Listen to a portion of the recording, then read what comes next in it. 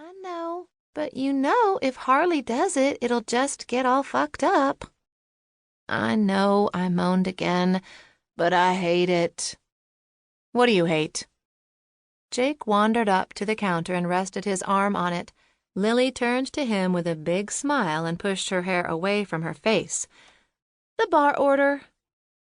He raised his eyebrows and turned to me. Where's Quinn?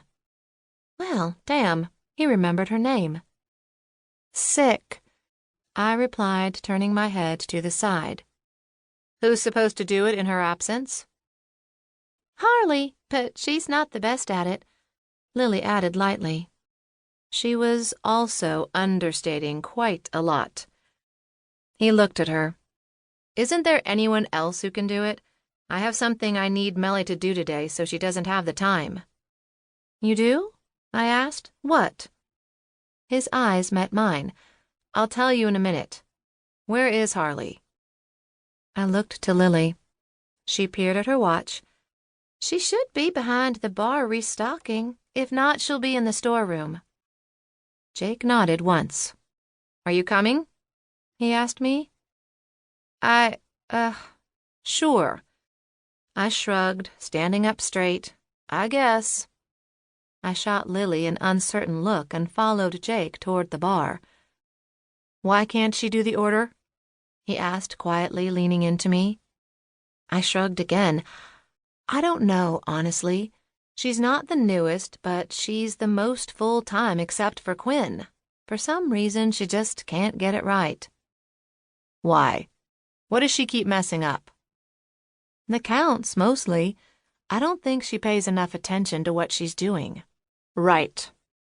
He stepped in front of me and, adjusting the collar of his shirt, walked around the side of the bar. Harley? A scream came from the floor, then a smash. Jake looked at me. Don't say a word, he mouthed, pointing at me. I hid a smile and looked down. Harley? He tried again, this time a lot softer. Hi. She stood up, wiping her hands on her skirt, and blushed. Hi. Sorry, you scared me. Nobody usually comes in here this early. Jake gave her a half-hearted smile. You should probably sweep that glass up. Oh, right, of course. She laughed nervously and grabbed the dustpan and brush from under the bar. She bent down to sweep it up and dropped the glass into the small trash can. I'll mop that up in a second. What's up? The order needs to be done today, and I'm sure you're aware that Quinn called in sick. He started. She swallowed and nodded. Yeah, she texted me this morning. She fiddled with a loose thread on her skirt, looking down like she already knew where this was going. I'm going to need you to do the order this week. I have a couple things I need Melly to do, so she won't have time to look it over. His tone was no nonsense. So, I'll need you to make sure it's accurate. Her gaze went wild, like a kitten on catnip almost. Sure, okay, I can do that. He raised his eyebrows. Harley, I'm not going to lie. You're not filling me with confidence that you can do this. I usually mess it up, she admitted. Jake leaned forward, one hand on the bar.